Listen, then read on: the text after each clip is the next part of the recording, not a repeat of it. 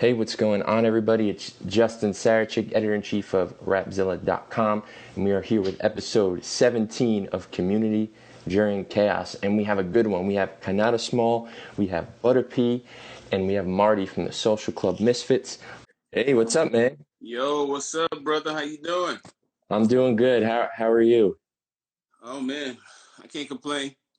All right. Well, I'm here for everybody tuning in from Konata's page. My name is Justin. I'm the editor of Rapzilla, and this is my weekly show, 17 weeks strong. This is Community During Chaos. Every week, I speak to 3 different artists about this madness of 2020 and how we've been able to get through it, what we've reflected on, and just trying to be leaders in using our platform for great conversations and positivity amongst all the negativity. So before me is Konata Small, artist extraordinaire who seems to get all these amazing placements everywhere from Fortnite and HBO. You may know him from Rema Soul. Man, you're just killing it right now, and you're keeping busy. And so my first question for you is, what has this year been like for you? Just all of the madness, the craziness. How have you been able to navigate through it? Yeah, man, it's been I'm not exempt to any of the things that have happened, so just like everyone else, it's been a trying year, filled with a lot of surprises, a year like I've never had before. Yeah. But yeah, it's so as good as things have been, for me and my family, it's still been a very strange, tumultuous year. Just a lot of different feelings, emotions, topics, that have been brought to the forefront. Right. So I'm there with you. Yeah, definitely. And there's a lot of uncertainty. I know you have kids, so what has those conversations with your children been like? Yeah, I would say this has been the toughest conversations, we've had to have with the kids. Everything from, you know, uh, racial injustice, what is white privilege, like just everything you could think of. School, they're wanting to be with their friends. We're in Florida, so we just actually opened up. We didn't have a choice of doing any sort of, well, should I say South Florida? We're one of the 3 Right. counties in Florida where we didn't have the choice of going, combined virtual and then going into school. So Hmm.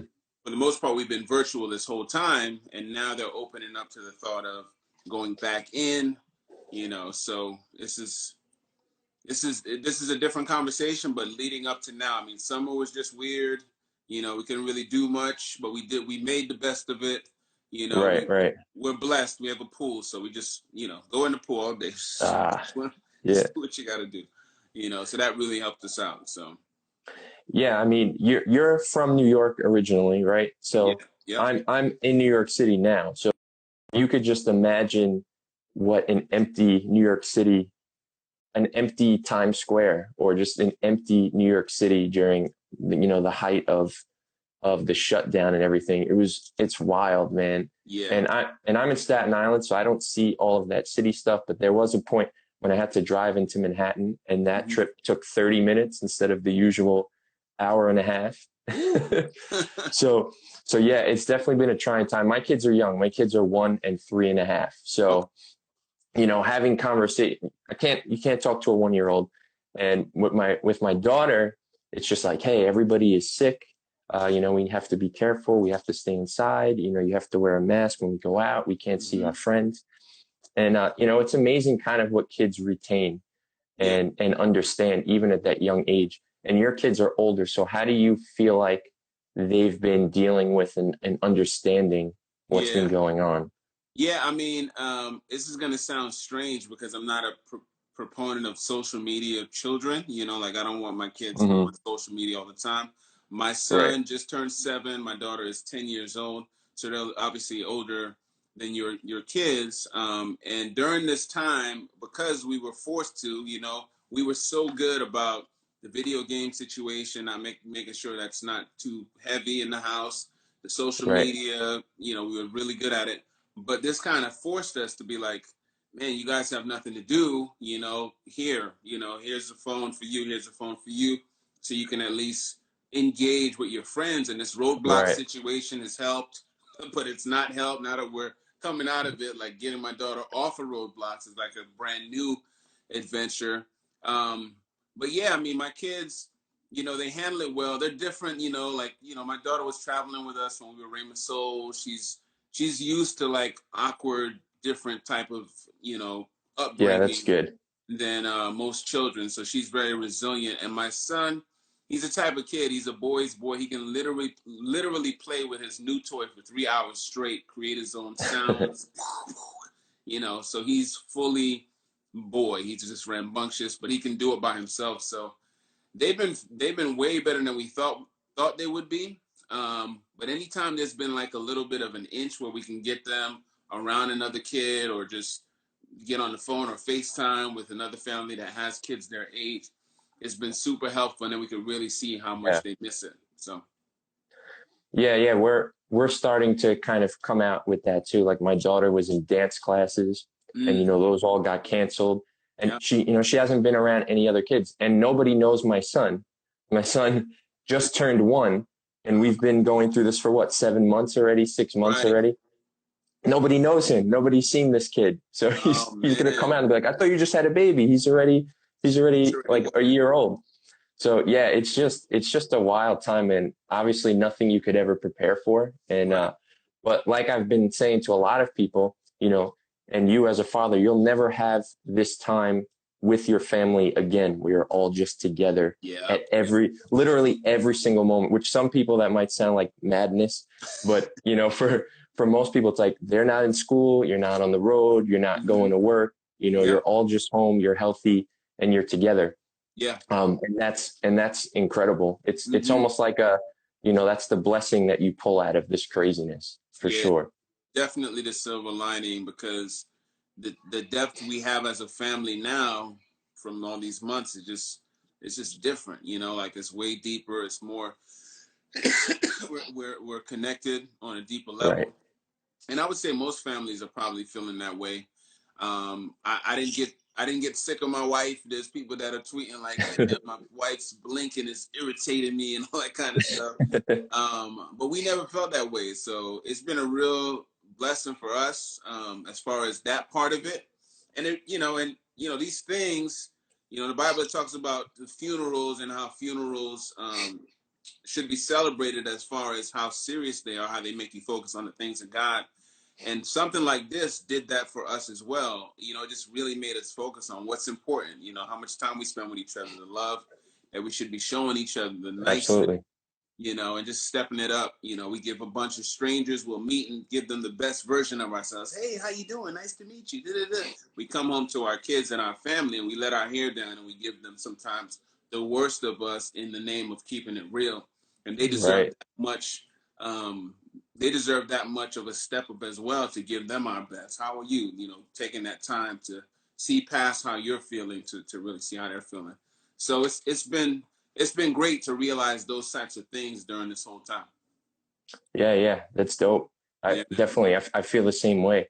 And like you said with your wife, it's like my wife commuted every single day. So I'm not used to her working from home. I always work from home. Now Yeah. you have two parents working from home. But Mm-hmm. my schedule's the one that gets messed up because I'm flexible. I can work from home. She's got her set hours. So it's like Yeah. me watching the kids all morning. Mm-hmm. And then when she's done, then I'm working like to 2 a.m. So it's the biggest adjustment's actually for me because Yeah. my whole schedule gets shifted and I have all these people in my space now. Um, Right. Right. but man, it's all good. Like we were saying, it's definitely a blessing. Now, Mm-hmm. now for you during all this that was happening, whether it be, protesting or doing things in the community, have you been able to actually get out there and kind of be involved in any discussions, dialogue, outreaches? Yeah. So what we did was we did like a task force, and it was just us, and we're part of our church. We're the young adults pastors at our church, which they call us young adults directors. Yeah. But same thing. So what we did was we formulated this task force, and we actually did a safe space. You know, we go to one of these big churches, so you know it's 4,000 members or something like that, and we had to, you know, get a safe space together where people can actually just vent and really talk about how Mm-hmm. a lot of this stuff is affecting them emotionally, mentally. Right. So it was really good, but at the same time, it brought up a lot of stuff that us as the church on a whole um, have not addressed in ever really. So it brought all that stuff out, which is good, you know, because at the Mm-hmm. end of the day, the truth sets us free, and if we can talk about it, you know, we're in a much better place and acting like these things don't really exist. So Right. Right. it's been dope, you know. A little taxing because talking about that stuff is very draining, or it can be, but at the same time, it's also very releasing, depending on which side of it you're on when you're talking. So it's been like, again, like there's no words to kind of sum up 2020. It's I heard it said, and I believe it's the longest and fastest year that I've ever been Yeah. a part of. Yeah. Because it's like, Absolutely. yo, where did all the time go? But every day is like it's, you know, minutes are just dragging. So it's just crazy, man. Yeah. It's like you remember every day specifically. Mm-hmm. Like you're just like, oh, April 23rd at 5 o'clock. Yeah, I knew exactly what I was Yeah. doing then. Mm-hmm. It's so wild. But then at the same time, it's like, wow, we've actually been doing this for like 7 or 8 months already. Um, Yeah. man, yeah, we'll never forget it. That's for sure. Mm-hmm. So I wanted to ask you another question about family, family dynamic, and as far as race is concerned, Yeah. you are a mixed family. So Mm-hmm. have you ever been treated any differently because of that? Have you ever felt that? I know you guys are in Florida, Yeah. so it's a little, depending where you're at in Florida, I know it's like a little more diverse. Yeah. Yeah. Yeah. Florida is very diverse, but you know, like anywhere, we have our situations as well. And yeah, my kids know, you know, like, you know, unfortunately I had to have the conversation with my son. He asked me at 6 years old, is he going to die at the hands of a police officer when he gets older? And that Wow. was a really, really, really tough situation for me because at the time I had just watched Belief on his YouTube channel Hmm. talk to his son. And his son was maybe, I don't know, 10 years old, and I didn't agree with it. I was like, man, I think that's too soon. Like, you know, I get it, but it's too soon. And literally 3 days later, I'm having to talk with my 6-year-old son, and it taught me a lesson like, man, this is really, like, we can't get around this type of conversation. And for me, you know, going back to your question, has it affected me? Yeah, personally, you know, I've been arrested before, just driving down the street, uh, to the point where when I got to the booking to the first facility before they took me downtown, I told the guy why I got arrested, and he just looked at me like, "Are you serious?" And I was like, "Yeah." And he's, and I mean, it was the gnarliest, craziest situation, but you know, because of my ministry and my, you know, music and all that kind of stuff, when I got to the holding facility in downtown Fort Lauderdale, I was able to call a friend of mine that worked for BSO, and you know they got me out of there within hours. But had I not had those connections from actually working in the jail, doing ministry and all this kind of stuff, you know, who knows? You know, so I Right. definitely have been on the end of it, which is statistically happening across America without actually getting beat up or killed or anything like that. So that in itself has brought the truth home to me. So now when I talk to my children, I don't believe in telling them to be scared of anything, Yeah. but I do want them to understand that one of the fruits of the spirit is self-control. And if they can maintain their own emotional levels, in other words, control themselves no matter what is happening, no matter what is being said to them, to be able to, you know, answer back and just be above reproach, um, then I think it'll put them in a better situation.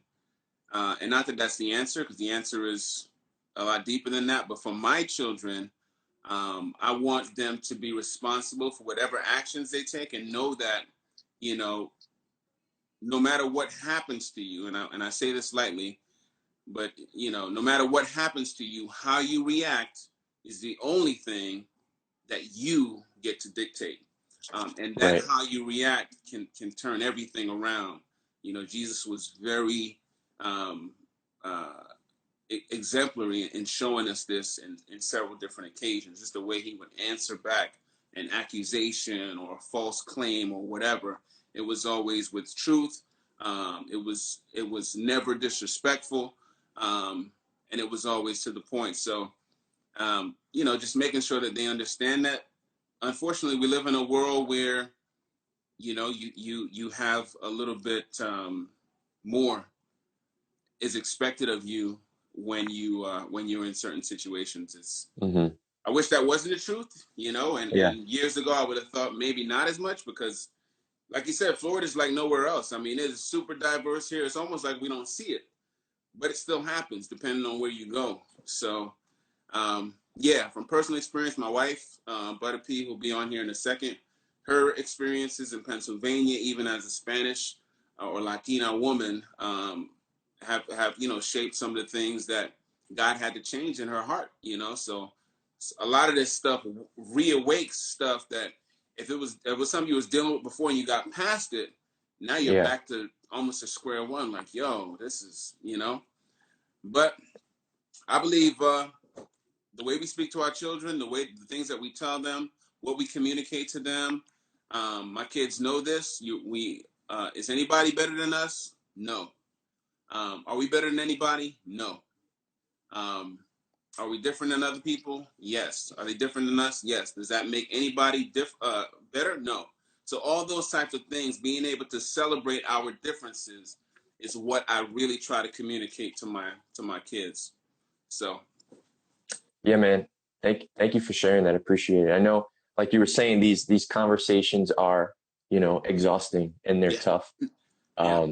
And this is my 17th week of having these conversations with people and just listening. So I'm definitely appreciative of everybody who's been on here. And I think it's kind of therapeutic for people to talk about this stuff in a setting and to actually listen and hear other people. And to your point of, that you saying that you've been arrested and you've experienced racism and things happening to you. Mm-hmm. Almost every single person of color that I've had on this show, whether Latino or Black, has had some sort of similar experience. And these are quote unquote good people, serving in ministry, their fathers, their husbands, their pastors, and they've still gone through this. So if you don't believe the narrative of, oh, this isn't true, then come and watch some of these good people that are on my show every single week and hear what happened to them, because they did everything right and they've still experienced it just like yourself. Yeah. So I appreciate you sharing that, man. So man, thanks. what are your hopes and dreams for the future in coming out of all of this?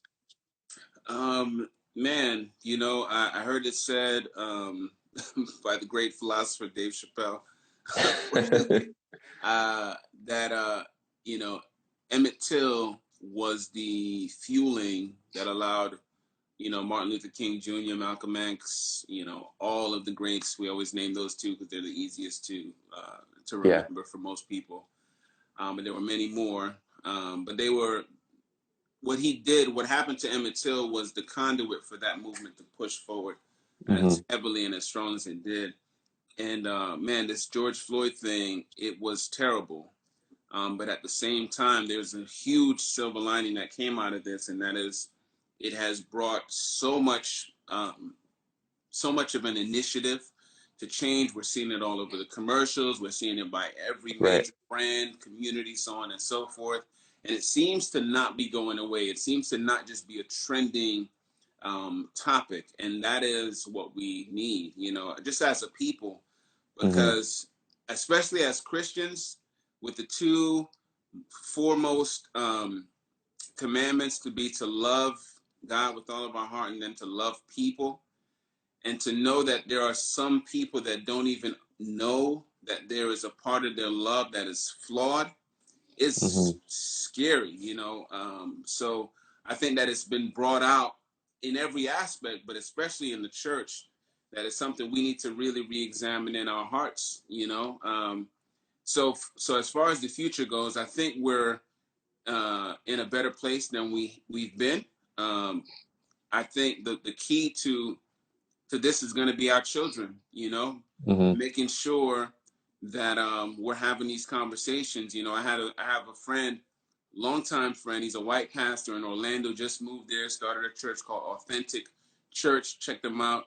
But he's out there, and his heart was broken, but he felt kind of like there's nothing he can do, because when he speaks, he doesn't say the right thing. If he doesn't speak, he's not saying anything. Like you're speaking now. Why didn't you speak before? And this is something he's talked about for a while. But he just feels so enamored in the idea of, what do I do as a white man that is experiencing white privilege and trying to address the problem and trying to help and trying to be a voice for my brother like myself. And we came to the conclusion that the best thing we can do for each other is make sure that our children love each other, to make sure that his children, who are half white and half Puerto Rican, my children, who are half Jamaican and half Puerto Rican, are able to understand that they can celebrate all of those differences, that his parents are from Ireland, that, the wife's parents are from Bayamon, Amanda, Mines, Jamaica, to experience and love and really revel, in that kind of difference, because so long we as people, as grown-ups, even though our parents and our parents' parents have went through it way thicker than we have, even as a grown man now, it's a shame that I feel this way, that I'm still going through the things that so many people died to kind of change. So I Yeah. think it's going to take a while. I don't know if it's going to happen in this lifetime, but I can definitely say that my children and our children, because of these things that are happening, are going to be way more well educated on everything, and that's very important, because I think the lies and the falsehoods of education that have been implanted in just American education, period, from your child growing up, is part of the reason why these things are happening, not to mention what we're being communicated to all the time through social media and other media outlets. And I can keep going because I can keep talking. But going back to the initial point, it's our children. We need to instill in the next generation, because we can only do so much, but the next Hmm. generation can actually come in and start this thing fresh and just, groom their kids to be better, and so on and so forth. So it's Right. crazy. Yeah, no, I agree with that 100%. That's amazing. It's just like, they've been able to survive, right, through all of this chaos, right? Yeah. So I would hate to say it, but like, I don't know how it gets much worse from here. So as things get better, Be it's careful. like, oh, yeah, I know. But it's like, oh, we went through that bad stuff already. Like things are good now. So Yeah. so as they get older and problems do arise, it's like we've already done that. We've already been through these tough times. They're Hmm. more resilient. It's like Yeah. when you watch those movies, it's like kids surviving the zombie apocalypse. Oh, it's just there. It's just their everyday life now. Like Right. they're just used to it. Hmm. And unfortunately, that's the reality for a lot of people. But hopefully, that generation grows up to be the strong, resilient leaders of tomorrow, Yeah. and then they pass that to their kids, and those kids are even better and better. Yeah. And that's the future. So that's amazing. Man, Absolutely, man. thank you so much for your time. Real quick, throw some plugs out for what you got going on, where people could follow you. Yeah, definitely. Konata Small. That's my social handles everywhere. Someone wrote, "I love Morris Chestnut." Now, but yeah, you can follow me. You can go to my website. We got merch. I'm releasing an album in about a month or so. Um, so yeah, and yeah, I'll keep everybody abreast of everything I have going on. But check me out on KonataSmall.com or Konata Small, any handle, Facebook, TikTok, whatever. All right, man. Thank you so much. Everybody stay tuned for Butter P. Yes, And yes. man, I hope at some point I'll get to see you again. I got to see you once in Atlanta. I know. Uh, so we'll have to, I don't know, Well, maybe we in were in like, New York that one time, but you couldn't make it out when we was doing the Ruckus music video. Remember oh, right, right. it was Yeah, like last minute and so on and so forth. But we'll we'll link see. up. Maybe 2023. 2023. We'll see. We'll see what happens. Sounds good, man. All right, man. Take it easy. All right, man. Peace. Appreciate it, man. Hey, hey. What's up, What's up? Yeah, Justin? right in front of me is Butter P, a legend in the game. You may know her as 1/3 of Rema Soul. You may know her as an entrepreneur extraordinaire. Uh, many titles we could throw at you. I'm sure you know what they are. So Butter P, welcome to the show. Oh man, thanks for having me. This is awesome. Thank you. I appreciate it. And man, I don't know how many people I'm going to be interviewing by the time this thing is done, but the goal is to get everybody and their mother, I love it. from the small artist to the big artist. I So love it. I'll send you some names. yeah, just send me some names, people in this chat. If you're doing something cool in your community, let me know. Send me a DM and we'll get it started. All right, but let me ask you the same question that I ask everybody. 2020, what's it been like for you mentally, emotionally, spiritually? Hit me. Oh man. Oh man. I think it's been just a hodgepodge of emotions. I think with me personally, I think with everybody. I think at the beginning of it, it was just kind of this, all right, this is just going to be kind of like a few weeks, and you Mm-hmm. kind of just make do with it. And then to be honest, like I think at the beginning, when all this stuff started happening, we're used to hurricanes down here, so it was kind of like, well, let's Yeah. just prepare like if we're preparing for a hurricane. And then it just started kind of getting longer and longer, and you kind of just start going through these emotions. At first it was just kind of like anxiety. You're in isolation.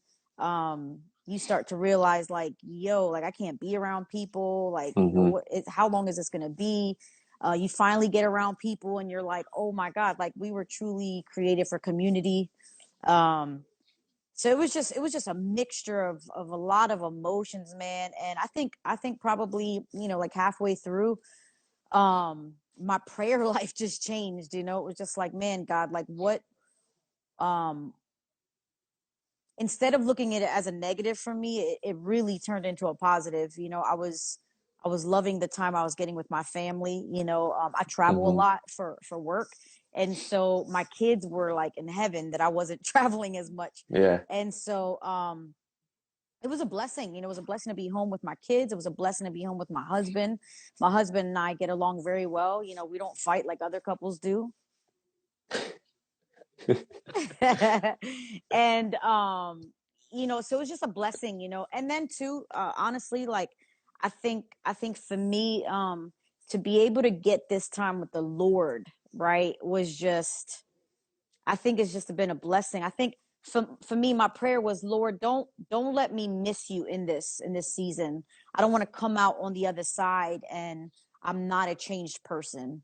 My goal is that spiritually I've grown, Mm-hmm. as a woman, as a wife, as a mother, as a leader, just all these things. And so I think it's just been a huge thing of emotions. But um if I had to go through all of it and put it in a ball, I would definitely say it's been a blessing in disguise. Definitely been a blessing in disguise. Right. Until Yeah. all the racial stuff started happening, then it was just Mhm. like, holy crap, like what just happened? Yeah. A whole nother layer of chaos Yeah, just man, it added to the whole was, mix. yeah. It's been crazy. So this is a going to be a unique interview because I'm going to ask you about children that were already spoken about by their father, but now you have a Mm, motherly perspective on these children too. So you guys get to double down on your children. So yeah. as a mom, what has been some of the biggest challenges during everything that's going on? Oh man, I think the biggest challenge for me as a mom is, how do I keep a sense of normalcy for my kids? Mm-hmm. um so just trying to just trying to create some an environment here at home that they're not feeling the chaos. I don't want my Right. kids, not that I'm not a realist, because my husband and I we're realists, and we're very honest with my kids, but I just wanted to try to keep some sort of sense of normalcy for them. So even, thankfully, we live in Florida, so we have a pool, so that was a saving grace in the summertime. And to be honest, my kids didn't complain too much. They actually were really good about the whole situation. They would ask questions here and there, but I think it was tough for me with going back to school, because at the end of their school year, they had to school at home, and so I freaked out on that, because I was like, yo, this is about to change my whole life. Like, I'm not used to being home. Like, I'm used to, but thankfully, I work for myself. I own my own company, so I'm flexible and I can create my own schedule. But it felt temporary, and then school was starting back up, and it was like, oh man, like, we're still not going back to school. So I just took I took our guest room, and I just redid the whole guest room, and I turned it into a classroom. There you We go. bought them brand new desks, we painted the walls, we just did it. We created something just fun for them and made them a part of it. And so they've been pretty good. But something I've learned is kids are resilient and they adapt. I think they adapt better than adults do. So I think for me, it's just been that from a mother's perspective, is just trying to keep some normalcy for them. Yeah, I think they adapt better than we do because we're used to certain things. Yeah. They haven't lived out all these experiences yet. So it's just like, all right, this is how things are going to be now. All right. and then Yeah, and they're they, like, and they okay. just do it. All right. Yeah. Sounds good. Yes, I was just telling that to Konata too, with my daughter being 3.5. Like, how do you explain why we can't go see, my parents or, great grandma, or why do we have to wear a mask when we go in the store, and, all these different things. And it's amazing how much she gets it. Like, she'll have her mask down when we're walking outside. People will walk by, she'll pull it up, and she'll do things like that. Dad, we can't go outside because people are sick. Then she'll tell me that. Or, I went to a studio last week. I worked part-time at a studio, and it was my first time back since March. And she's like, and this is straight up what she said to me. She goes, Dad, why are you going there? COVID's not over. And I was like, what? It's like, how do you know this? You're 3.5. COVID's not over. And I mean, she's right, but I had to go back. So it's wild what kids pick up. Yeah, and Um, it's crazy, because I mean, it sucks, but this is just becoming their normal life, yeah, and it's like, some of the stuff that we experienced growing up, they're not going to experience. And so, for them, this is just going to be part of yeah. their experience of growing up, which really sucks. Portia Love, what up? But Portia love. yeah, we just try to Konata and I are very open with our kids. I try not to hide too much from them, unless I feel like, we don't want to communicate. We try to communicate to them in a way that a 10-year-old and a 6-year-old can understand, and then that's it. We Right. cut it off. So. Mm-hmm. Yeah, no, understandable. And you also got to add becoming a teacher to your cap. I have not had to be a teacher yet, so my kids aren't old enough. So that's just, Listen, yeah, I'm a because you needed teacher. another job, right? You needed Yeah, another thing to do. my dad, he's funny. My dad told his church, he was like, yeah, he tells his church, he's like, my daughter got a promotion and they're all celebrating. And he's like, yeah, she's now a teacher, she's a principal, and she's the lunch lady. And an interior designer, right? Because you had to redo that Yeah. bedroom. Listen, I don't think there's anything I can't do at this point. So Yeah, you picked up a bunch of skills. You made the most of your time. You weren't I trying know. to. You weren't trying Was to, but it happened. Nah, yep. But it's been good, man. You just adapt. Yep, yep. So what about, as a creative person, and I guess maybe even with some of the artists that you work with, how do you stay creative when you don't have these outdoor spaces, you don't have venues, maybe you can't get your normal resources? How do you keep it going? Man, I think this season's been hard. I think this has been hard for everyone. What I told my team was, I didn't want anyone to feel pressured to do anything. I Hmm. didn't want anyone to feel like, because if you pay attention to social media and the internet, they will make you feel like such a failure because you didn't do anything during COVID, right? Right. And Chino, what up? And I didn't want my team to feel that. Like I wanted them to just kind of take this season and kind of just reevaluate everything. You know, what is your why? I'm huge on that. What is your why? Go back to your why and make sure that what you've been doing thus far with your why is still lining up with your why. You know, take this time to kind of reconstruct some things or deconstruct some things that you probably have learned or some habits that we've picked up. Mm-hmm. And so just allowing ourselves that space. And then if you get a creative inspiration that hits you, then go with it. You know, Right. just don't force it, you know. But this has been it's been a tough season, and so it definitely has shifted people's messaging. It has shifted people's approach. As a business owner, you know, I've definitely have had to pivot in the way I'm doing things with my team. We've had to change, you know, some job descriptions. And I think when you have a team that's willing to pivot with you, that just shows loyalty, you know, that even though I hired you for this position, hey, I'm gonna need you to play this role just for this season.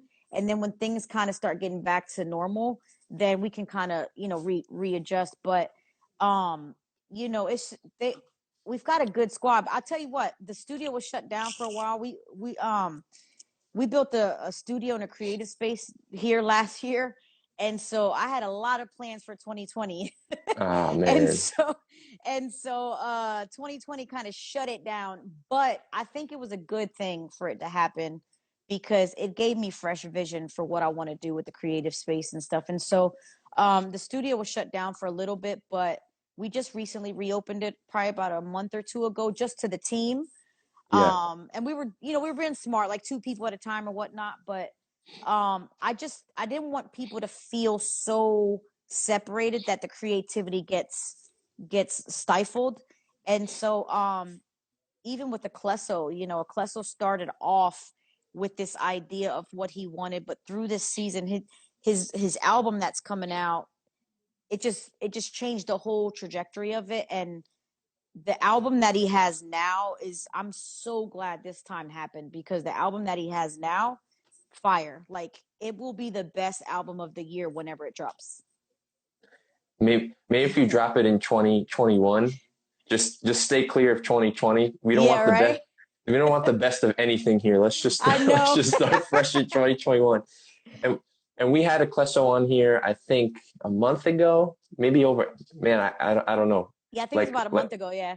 like Konata was saying, the year's super fast and super long, so I don't even know. But he was on here a little while back, and you know I love that dude too. I've met him a couple of times in person, and you know that's a good artist that you snatched up to work with, for Yeah, sure. he's amazing, man. And just the growth I've seen in him as an artist, as a man, as a leader, like, yeah, he's phenomenal. Like, I'm blessed, you know. I don't know why I get so lucky, but I haven't missed yet. Like, God hooks me up with some really dope people to work with. Don't keep swinging. You ain't missing. If anyone has any questions for Butta, drop them in the comments. We got a couple minutes left before we get to Marty. Um, I mean, for me, what is there for you to look forward to? Like, what are you wishing for the future to come out of all this? Whether it be uh, for you, for the country as a whole, your children. You can go many different ways with this. You can go all the ways with this. Yeah. Yeah. So, you know, with everything that's happening, I think my goal is to definitely make sure that whatever I do, it makes an impact. And so, you know, I have a company. I get to work with some amazing artists. Um, yeah, I work with some amazing people, and so I just want to always challenge them to make sure whatever they do, first and foremost, that they are searching the Lord, like they are seeking the Lord, that they are searching purpose, not searching for purpose, because I believe purpose finds you, but seeking the Lord and really finding out what it is that you were created to do. I get to pastor some young adults at our church, and so like, man, I just want them. I'm gonna be honest. My goal when we come out of this, it's really a big picture thing. It's about who we are as believers, as the body of Christ, right? That we don't come out of this the same, right? Right. And I think what's been breaking my heart the most through this season is the division in the church.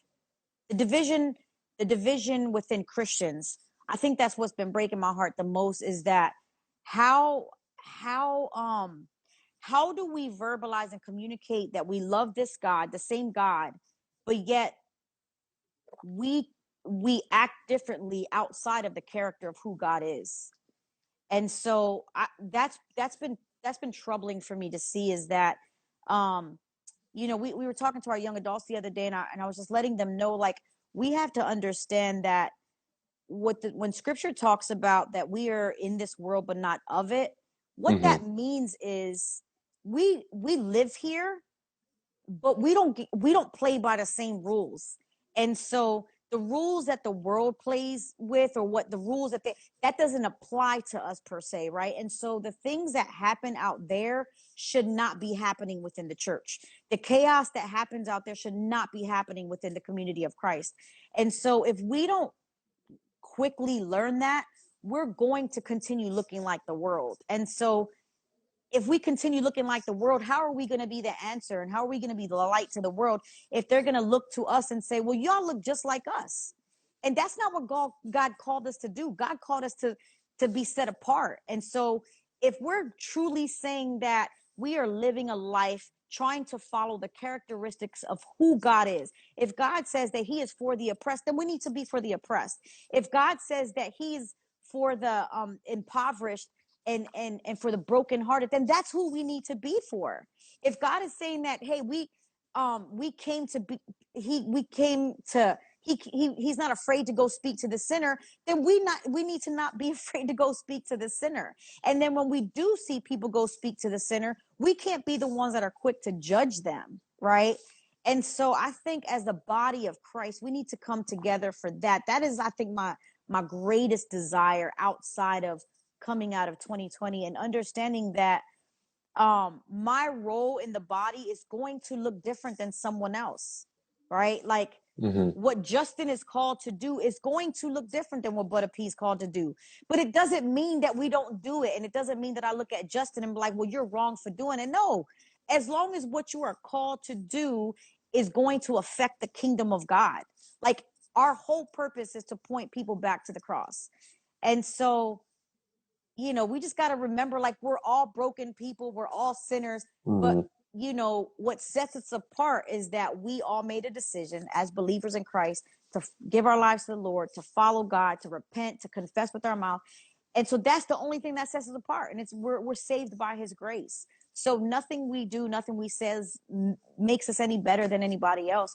So I just think my goal is that if I can continue communicating love to people, loving the Lord with all my heart, loving people, and communicating the message of Christ, if I can continue to bring forth the gospel, whether it's privately, whether it's amongst the small group, or whether it's me being back on a stage rapping, about who Jesus is, whatever it looks like, as long as the gospel of Jesus Christ is being brought forth to the people, I believe that is what our goal is.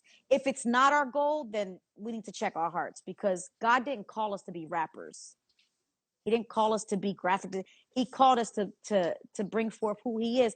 He just gave us special gifts and methods on how to bring it forth. And so, my bad, I just went off on a sermon for you, but that is my goal. That's my desire for the people, is that when we come out of 2020 or 2021, whatever this looks like, my prayer is that we did not miss Christ in the midst of this, that we didn't miss opportunities to love on people, and that we didn't get so caught up in the chaos that we miss God in it. And so that's really my prayer and my goal and my hope for us as a people, as a community. Drop it. Drop that mic. Yeah, I let you go. You apologized, but I was like, she's got it. Just let her go. Just let her go. Let her flow. Well, you know, It's I like, don't come out much, so. it's like when you're rapping or you're freestyling and you caught the beat and you're like, all right, just go. Just go. Pass the mic when you're done. Just finish until you mess up. Yeah, man. That was dope. I just love our community. I just think, I have a lot of private convos with people just about our community, and Mhm. I'll be honest, sometimes I have a love-hate relationship with CHH. And so I have my good days and the bad days, but Don't we all? I know. But I just, my hope is that, we stop worrying about the stuff that doesn't matter in the grand scheme of things, and just understand that God is calling us higher. And so that's really my heart, man. We got to be better as a people, and be better as a community, and be better as Christians. Dope. I mean, can't argue with anything you said. All good. All right. Butta, real quick, drop some plugs. Where can people follow you? What can we be expecting from you? Yeah, follow me at Butta P, Buttap. It looks like butt tap, but it's not. It's Butta P. Butta. And then make sure you guys go follow Good City Music, especially if you're an artist. We're in the process of building some really dope stuff for artists.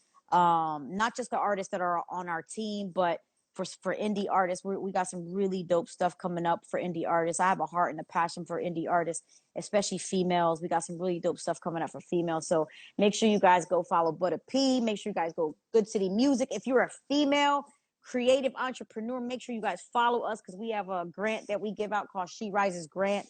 So we'll be Nice. announcing that again soon. So, yep, that's it. All right. That's it.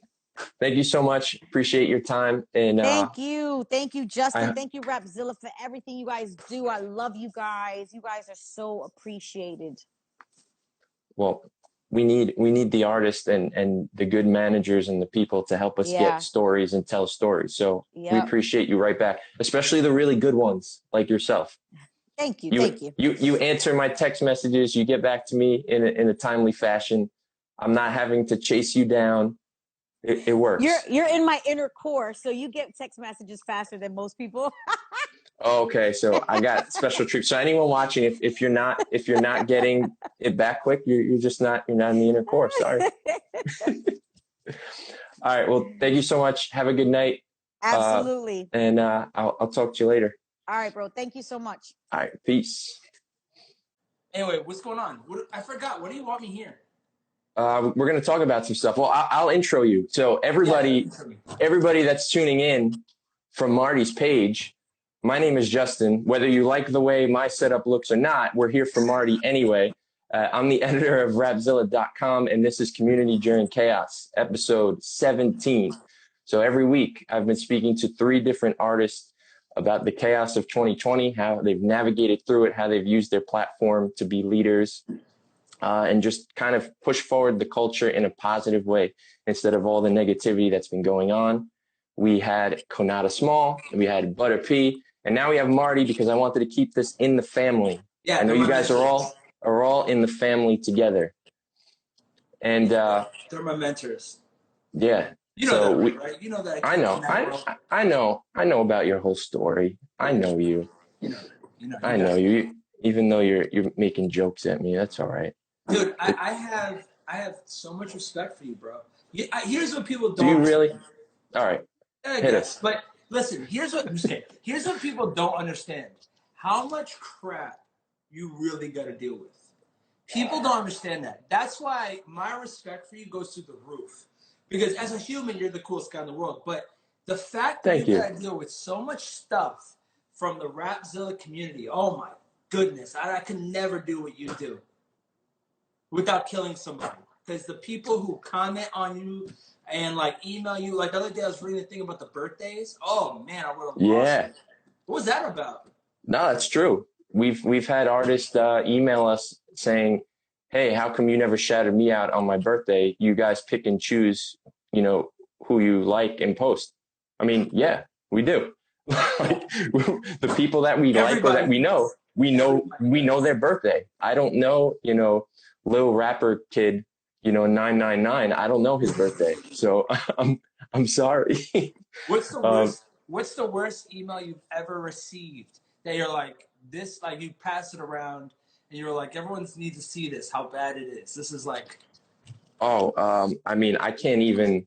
I've had hundreds of things like that. Um, we've had people like threaten us. I had someone threaten to he say like he knows where I live, which I don't know how. He was going to come break my legs because I said his show his concert wasn't good or it was boring. I don't know. Yeah, I've had all sorts of crazy emails. I hate that, man. I'm so sorry they had to deal with that because of. And the thing is, like, it's Christians who, right? We're supposed to be in this world, So, not of it. Like Amanda was saying. but all right, let me ask you how man have you navigated through this craziness of 2020? Man, it's been different, you know. Like I, I don't know, man. I don't know how I navigate. Actually, believe it or not, I feel as if like I wasted my quarantine. I mean, I don't think I did, but I feel like I possibly did. Because like, man, we had like 200 days, right? To like Mm-hmm. learn and do things. I mean, I did a lot. I'm not gonna lie, I did a lot. You did a lot. But I'm just thinking, like, man, like, more could I have done? Because now I have to go back. Like this Friday or this Saturday, we have a show in Houston, so I got to fly to Houston. We did a music video last week. We have calls all throughout this week for the new album, doing press because we're not flying anywhere. And so I'm thinking to myself, like, wow, like getting back into work or that groove is a little difficult. So I'm like, I feel like I wasted it a little bit. And I was thinking like I could have, I don't know, done more, but who knows? Who knows? It's like one of those imaginary questions.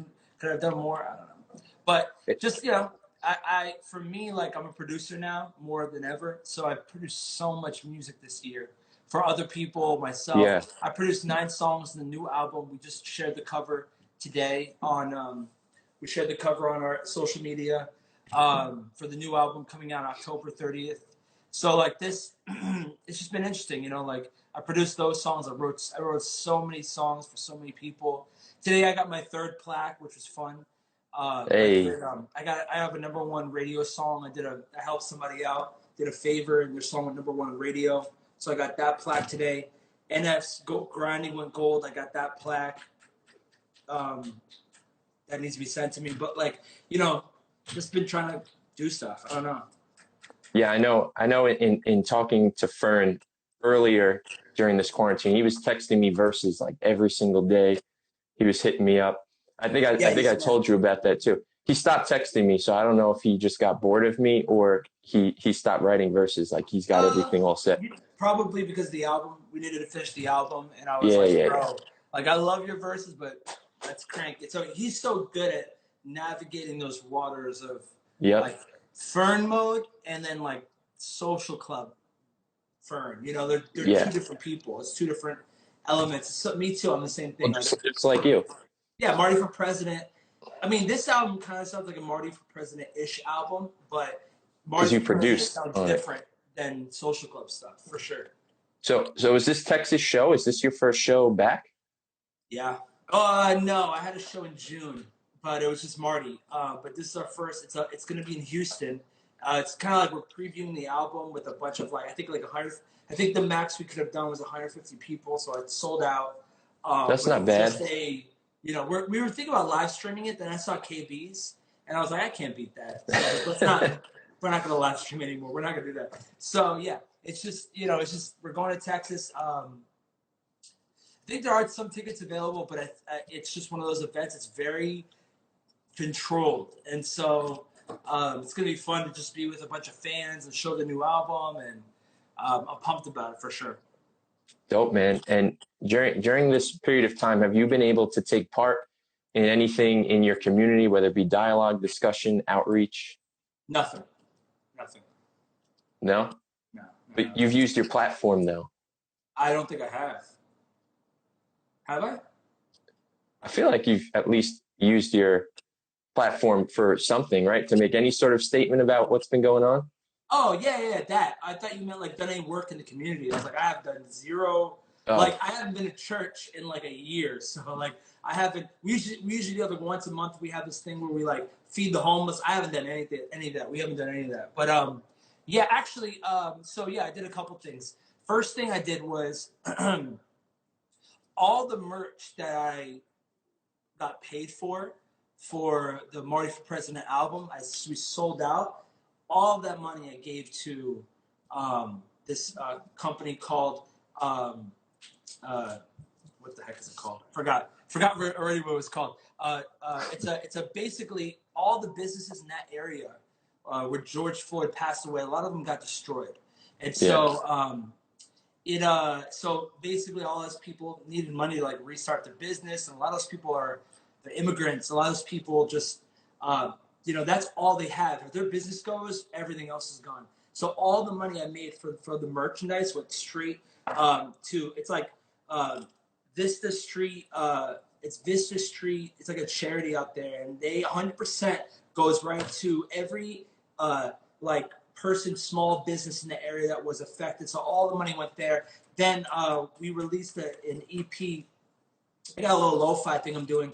100% went to Color of Change, which helps young people of inner cities. They get plugged into music, and they get plugged into art, and all that money went straight to that. Like the good thing is on like DistroKid, you could literally attach the money to a nonprofit organization, and so we were able to give 100% of that. So raised about like $3,000 or $4,000 for charities and businesses that were destroyed, and the community over there, and just to help people and school and fund teachers. So we were able to do that, which is really, really cool to see.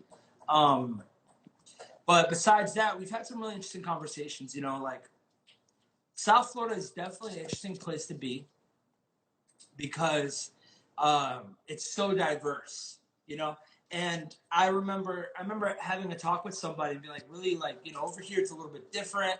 And it is a little bit different, but just because it doesn't happen as much in Miami or where we live doesn't mean it's not happening everywhere else in the world. And so it's been an interesting time of open dialogue, connecting to friends, and just help me understand. Like, I want to know. Mm-hmm. I want to know what I could do. I want to know. Like, I feel like I'm that person where like I always see people and they have plans and they're like, dude, I'm gonna do this. I'm gonna organize. I'm gonna do this. And I always feel like that one person. Like, where do I go? Where do I start? Like, where do I go? Where do I start with this? Yeah. How do I give to my community? How do I give and use my platform in a good way? And let me tell you something. I hate the fact that I can't remember the first charity, but I remember posting about Color of Change, which is a really big charity, but the first Vista Street Market charity something like that. It was so long ago, but when I first gave that money, people were so mad at me for doing that, and I was like, this is like, I'm supposed to have like, I hope I have like some believers as my fans. I'm pretty sure we have a lot. Most of our fans is Christians. We're Christian artists, but to see some people like be mad that I gave to organizations that helped inner cities, like, was really discouraging for me to like, and for the community to think that people who give zero are telling me who's given, I'm not working, I haven't worked in months, giving what could pay for my house for 2 months, giving that money to the community. To see people like upset really bothered me, really messed with me for a little bit. I had to have some conversations with some friends to like talk me off the ledge, because I was very close to like, just, I don't know, whenever I get like in that place where you want to like get mad, I think when you have a platform or any type of platform, it's never taken well. So it's like, why do I have to go on a Twitter rant? Why do I have to go on a Instagram rant, So it's just some people, they live their life on the sidelines, and I've decided not to live my life on the sidelines, to be a part of the conversation. And even though I didn't know where to start, I had good intentions, and I wanted to help somebody who needed it, So one of the reasons why I picked the charities I picked is because I used to work for Nordstrom, and when I worked for Nordstrom, we had a company, I don't want to say their name, they're pretty popular, who was an organization that we worked with, but I found out like 20% went to charity and to helping people. The other 80% went to staff. And I always thought to myself, like, so you get like, you get $100, $80 goes to staff, 20 goes to helping somebody. Like, and I just didn't feel comfortable with that. So I specifically, intentionally try to find any charity that was like 100% going to local communities, going to be given to people in the hands of the people. So. Good work, man. That was my next question. Didn't even have to ask it. What was it? About the 100% of merch donations. Yeah. You just went and did it. Yeah, merch, a whole entire album. Like we dropped a EP just full of beats and stuff like that, and we make some money off that. We make good. But from now on, the lifetime of that project from me and the boys, it's actually called "Everything Hurts," which is one of the last phrases that George Floyd said.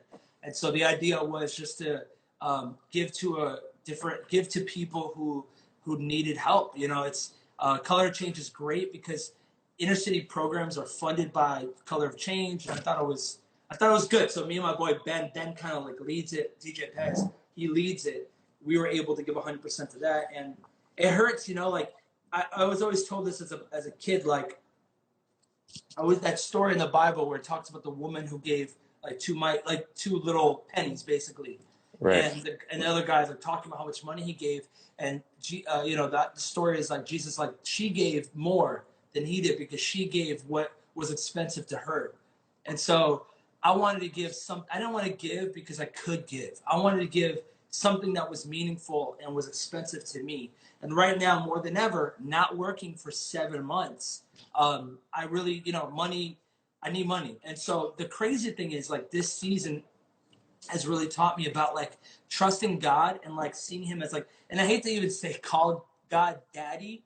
That's such a weird thing when people call God daddy, but like he's been dad, you know, like God's been dad this season of my life. Like God has provided so many opportunities, whether it's producing or writing or just money out of nowhere. God has provided, and there's been some key people in that who've helped out as well. But like, I just think to myself, like, God, you really took care of me. And, you know, you take care of the flowers, you take care of me, take care of your son. So this season has been really interesting, and seeing God do new things through me and every single month.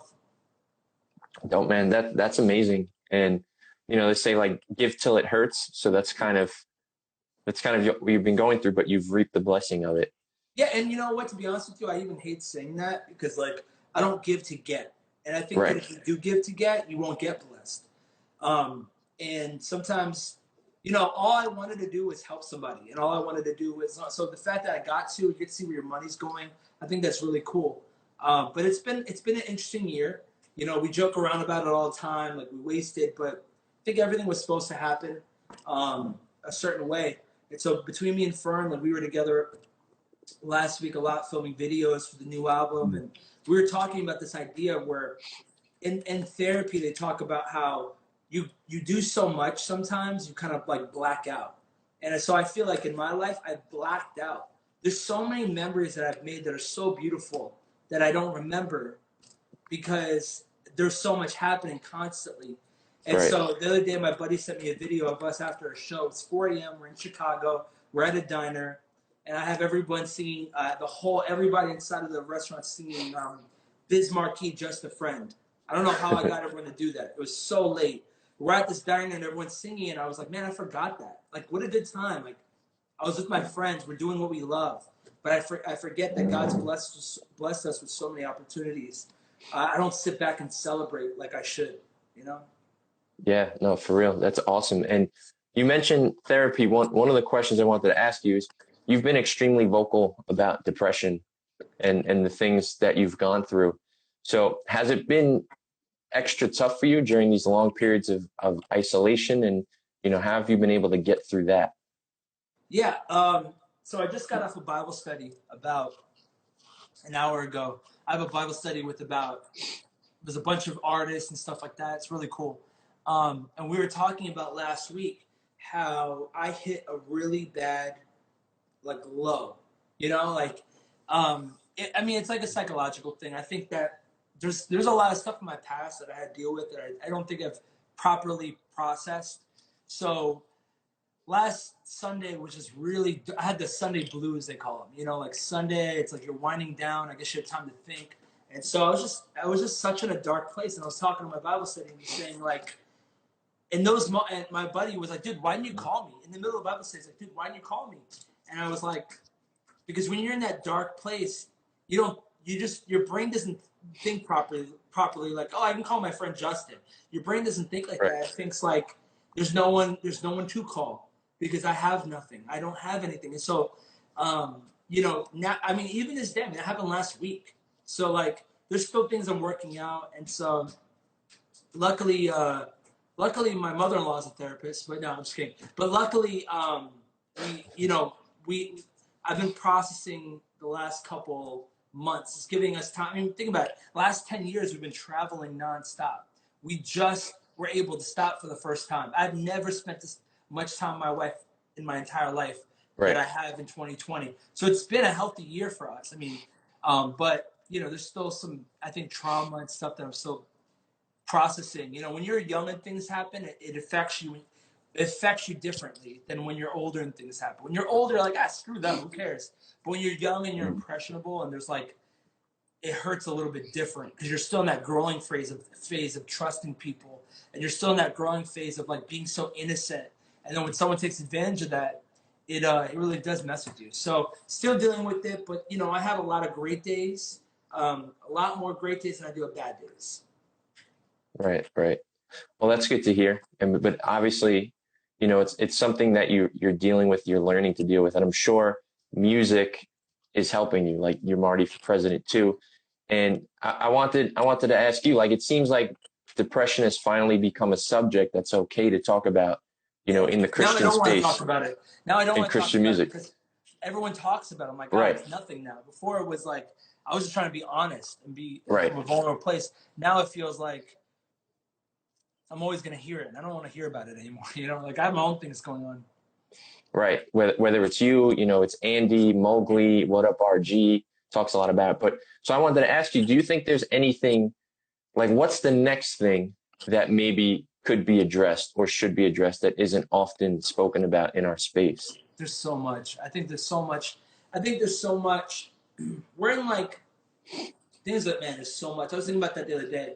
A couple things. Number one, we don't celebrate anybody in Christian music. Like it's really hard for us to celebrate anybody. So the other day I felt like that. I get Grammys on my Oh, Twitter I page. saw that. Like we don't celebrate people. Like people give Christ so much crap. Like, dude, like he's just trying his best. You know, he's trying his best, and he's got a great platform. There's so many people behind the scenes that don't get appreciated. And then like there's so many new and upcoming artists that have like, I feel like they're the new generation I love. Like the Hovies, the RGs. There's so many artists right now that I love, that I feel like they're just so honest and authentic. But I just feel as if like they're honoring people. Like Hovey said the other day, he's like, "Wow, I got to make a song with the OG Thistle."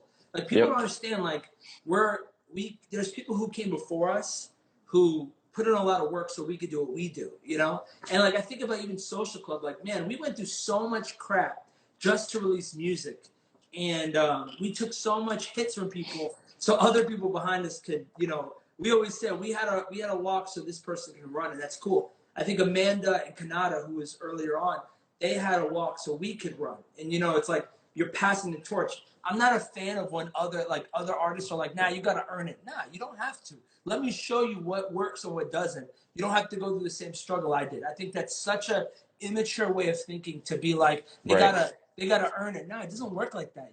We paved the way for other people behind us, you know? So I think that the appreciation level in this generation has been really cool. I really appreciate that. I think there's another thing that like needs to be addressed. I think marriage in general needs to be addressed more in Christian music.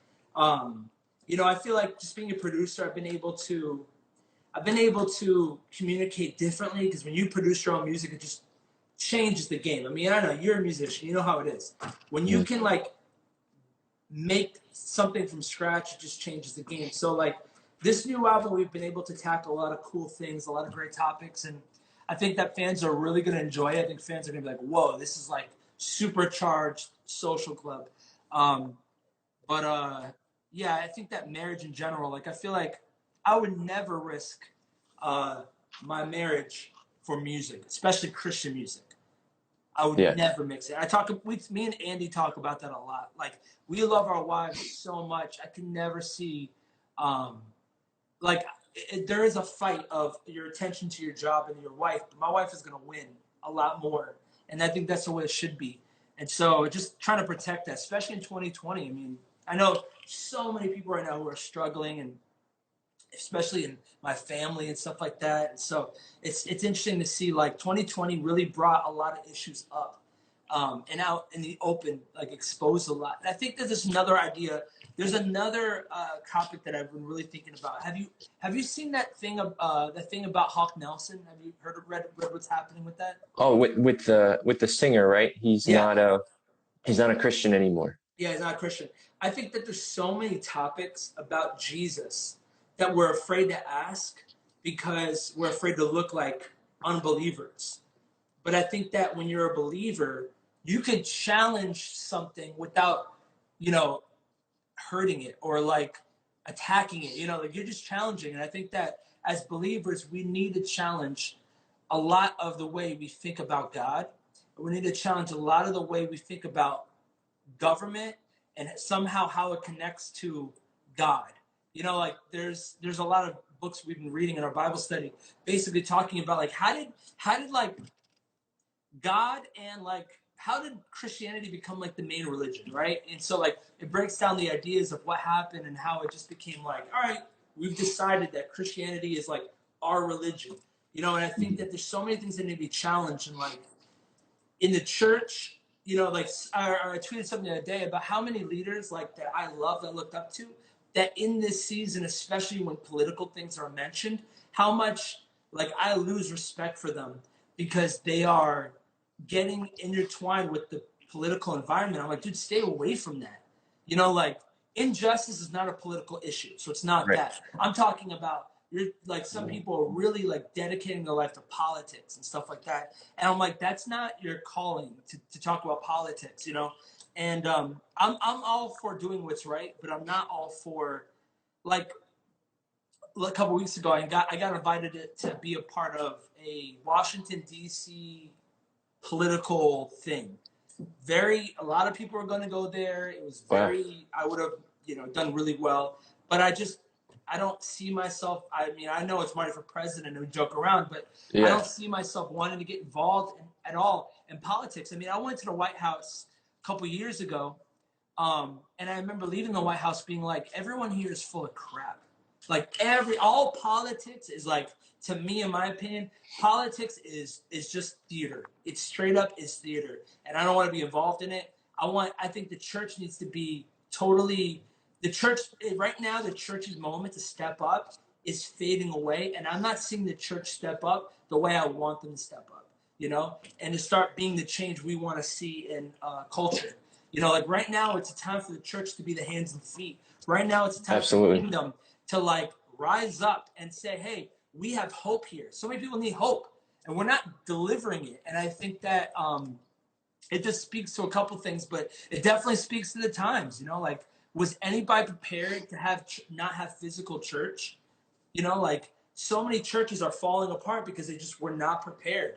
They were not ready to like adapt. So I don't know. Maybe I'm just going on a tangent, but I just feel as if like there's so many things that are being rocked right now, and I'm all for it. I know that sounds crazy, but I know that when things are being rocked, God's doing something. And I just want to be aware, and I want to be as pure as possible. So when things get rocked, you know, I'm not a stumbling block for somebody else, you know, or doing something bad where God makes me an example. Like that would be the worst thing in the world for me, you know, because I think that we're all sinners. We all need grace, but at the same time, you know, like God, I want to see an authentic move of God. And I just feel like if we keep making the water more muddy with less gospel, more politics, we're going to be in big trouble in a couple of years. Yeah, you answered another question I was going to ask you about, you know, your thoughts on the church, because I know in the past you said you've been hurt by the church and that's why you left the church. So then I was to say, what do you think the church can do better? But you said it. And to your point, I think it's interesting because, like you said, during a shakeup, during a chaotic period, what happens when you come out of it, right? You've learned something.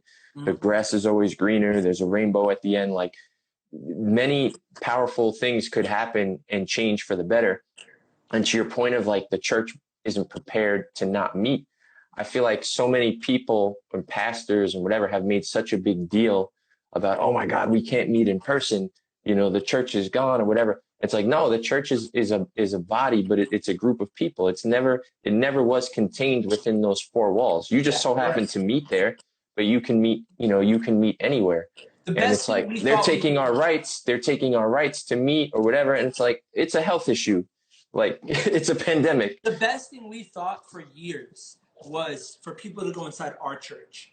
Like, hey, come into our church, see what we're doing, see our building, see stuff. And I'm like, we were never called to be. I know that churches are really good at the building part. We suck at the community part. You know, luckily I've been a part of a lot of good churches that got the community part on lock. You know, like Vu in Miami, me and Fern went there for years. It was one of the first people that got to be a part of it. We focused on the community, not the building, not like finding a location. It was more about how do we connect the people and create friendships in the church of authentic, like that's what's going to move the church. And I think that we should be back at that place, but we're not. And so it kind of bothers me that like, I don't know, there just has to be a new generation of leaders that step up and do what's right without, you know, getting, like we're afraid to call out things because we have so many friends that if we call out, we're hurting them. And I think that, like, I know I'm definitely guilty of that where I've been like, this is wrong. I'm just going to not say anything because I don't want anything to do with it. But I feel like I don't know. I just feel like being a part of the church, leaving the church, coming back to the church. I feel like God gave me a heart to see an authentic revival, an authentic move of his presence. So when I don't see that, it kind of gets me upset. So all the hoopla and all the BS that goes on in the church, it's like church culture. It's not Jesus culture. It's not Jesus. This is like things we do. This is not things there was a revival a couple years ago where this family left the church because during this revival, so many people were trying to get in that they stepped on flowers and they ruined the garden. And so people are like, well, they ruined our gardens, you gotta do better. The pastor said, you can leave. Aren't you happy that people are coming to the church? You care more about the flowers that people walked in, people who don't understand how to go to church. And so I remember going back to church years ago and being like, I forgot what it feels like, the nervousness of walking in and going to church for the first time, you know? Like, yeah. It's awkward, bro. Church is awkward, especially when you're holding signs and you're like, hey, welcome. And I'm like the only one there. It's me and my wife. And there's like, you know, I'm like, there's so much happening. Like, just leave me alone. Like, I don't want to be seen right now. So, you know, me and our Bible study, we always talk about this concept where a lot of times we have this idea where we have this thing called like David syndrome, right? Like we're David and they're Goliath. The enemy is Goliath. But sometimes we're Goliath and the other person's David. Like we're not always on the right side of God. You know, sometimes we're the stumbling blocks. So we need to ask ourselves, God, what am I doing wrong? And so I think that it's up to us to step up and say, you know what, God, I don't want to be the Jezebel in someone's life. I don't want to be the Goliath. I don't want to be the evil person. I want to be whatever you want me to be, God. And so for years I had pastors and leaders who always would demon or like manipulate and be like, you know, the reason why this happens is because God's mad at you, or this happened and you should have done that. And I'm like, you know, my pastors are trying to be like these holy people, but I'm like, I think that you're the Jezebel in my life. You're the one who's manipulating the whole church. You're the one who's causing trauma for everybody and making everyone's life miserable. But we can't look at that idea of God where maybe we're the problem, and God, you need to search our heart, cleanse us, and renew us. And so I feel like right now is a time where soul searching is very much needed, and I hope people are getting their life right with God. Because, you know, I don't want to say God's coming soon because I feel like we've been saying that for so long. But I do think that God's shaking up the church, and we're either going to be destroyed in that process or we're going to come out on fire, ready to rock, ready to see the world sing the name of Jesus, the true name of God. So That's real, man. That's so good. And to your point, you know, I've had that same thought. Like I haven't been to inside of a church building since March. yeah, And you can already feel those butterflies, right? You can feel those butterflies just walking in like, oh, this is weird. And now I got to say hi to everybody. And you shake hands, you pound, people are going to want to hug you. I have a 1-year-old son that nobody's seen since he's like 3 months old. So now I got to answer all these questions about my son. And it's just like, I don't want to do that. You don't want to talk to people right now. It's like, I don't know what you have. Yeah, it's wild, man. So are you and Fern kind of planning anything different with Social Club in terms of the climate we're in, as far as like social justice and how fans have responded and how churches are responding to these things? Is that making you look at how you're doing things differently? It does, definitely. I think it's a whole paradigm shift. I know that's like a phrase that Christians use when they don't know how to explain it, but I really believe there's a paradigm shift. And so even this is weird, right? So when we first were making the album, I told me and Fern had this conversation with our label, and we're like, we're not making songs anymore that are like every time or like up, or even though we kind of have one on the album, but we're not trying to shoot out the gate with that type of, like, I feel like it'd be inappropriate in this climate to make songs that are like, I'm doing good, I'm the best, when people are like hurting right now. Like I even feel like it's insensitive for rappers to flash money when so many people don't have a job. So many people are struggling. Like I know there's like, so we had this conversation. I don't want to get off topic, but we had this conversation about like how can we approach this album in a very authentic way, and at the same time, like, not do anything we used to do. Like, I don't want to make music that's all about hyping people up. And right now, there's no one to hype. We're all like struggling. We're all like, we're all in unemployment. We're all struggling. There's so many people right now that don't have jobs. Like, there's so many people that I know personally that are just going paycheck. Like, hopefully they make it. And so, like, I think it'd be insensitive for us to just keep doing the same thing. It's not business as usual anymore. So we have to like address our music differently. And so this new album, we definitely stepped up to it a lot different than we used to. I mean, the whole idea of the album is, we're loved by heaven. When you're a Christian, when you're a believer, when you love Jesus, you're loved by heaven. And so if that is really who you are, you need to be feared by hell. We don't need to be the Christians that are defensive. We need to be the Christians that start with prayer. Like, I'm old school, bro. Like, I still believe in prayer. I still believe in laying hands on people. I still believe in praying for people. Like, I'm all the way old school. Like, I want to be a part of a spirit-filled church. I don't want to be a part of, like, the church that is just singing the songs and the rock music, and then it's like, peace, we're out, and the pastor's like, my cool wife. You know what I'm saying? My wife's hot. Like, if I go to a church and the pastor's talking about his wife and how hot she is, I'm out, bro. I'm out of there. I can't be a part of it, So I just feel like right now it's different. Times are different, and we need to address. We can't be tone deaf to what God is doing and what's around us, especially with injustice that's happening in our backyard. People are struggling. People are in pain. People have so many questions right now about God and where is He and what's happening. And I just think it's the perfect opportunity for the church, the kingdom of God, to step up and say, you know what, we have an answer, and His name is Jesus, and He loves you, and there's hope, and there's hope for the future. That this year, it's so funny. I went to my buddy's birthday, and I remember writing in the birthday card and being like, I don't want to say this is going to be your best year because this year sucked. So what do I say? Like, I'm sick of like the cool phrases and what to say. So we were talking. I was like thinking to myself, I'm like, I want to be authentic in everything I do, especially the music I make, especially the relationships I have. Like, this year has been a great year for me to build deeper relationships with my friends that I haven't been able to have. So there's a lot of artists that I've been like just connecting to on a real soul to soul level that's blessed me a lot. And so, this whole year it's time to throw out the game plan, not be tone deaf, and be authentic in everything we do. And so I really believe that it's taking a toll on our music. It's taking a toll on how we want to be perceived and what kind of events we do, and how we give back. How we help people who need it. Because I'm all about helping someone, because so many people have helped me get where I'm at. It's time for me to pay it forward. And so we're all for that. Dope, man. Love to hear it. All right, so we've made it to the end. So here's your last question. Finally. Finally, I mean, so many gems running out of jewelry here. What are your hopes and dreams for the future in finally getting out of this year and moving on to the next one? I don't know. I have no idea. I really have no idea, because every time I hope for something, it doesn't work out. So I've just been kind of taking day time, day by day. I have things that I want to accomplish, but if nothing opens up in the next year, I don't know where I'm going to be.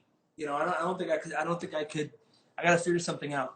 And so, I'm just kind of taking it day by day, and I have some goals that I want to, accomplish. And I'm really proud about this new album that we're about to drop, and I think it's going to open a lot of doors for us. Like Marty for President did a lot for me personally. Yeah. I think this new project's going to do a lot for us, and we're just going to keep trying to, I guess, give hope to people. Right now, more than ever, I feel more of a heart to like serve my local church, and right now it's hard to do that.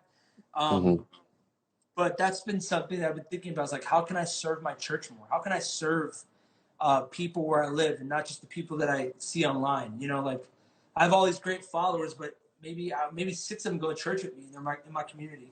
So how can I serve them? So the conversations, I guess, have changed in my brain from what can I do to get ahead as a rapper or an artist, and more of what can I do to serve people? What can I do to make the people's lives around me a little easier?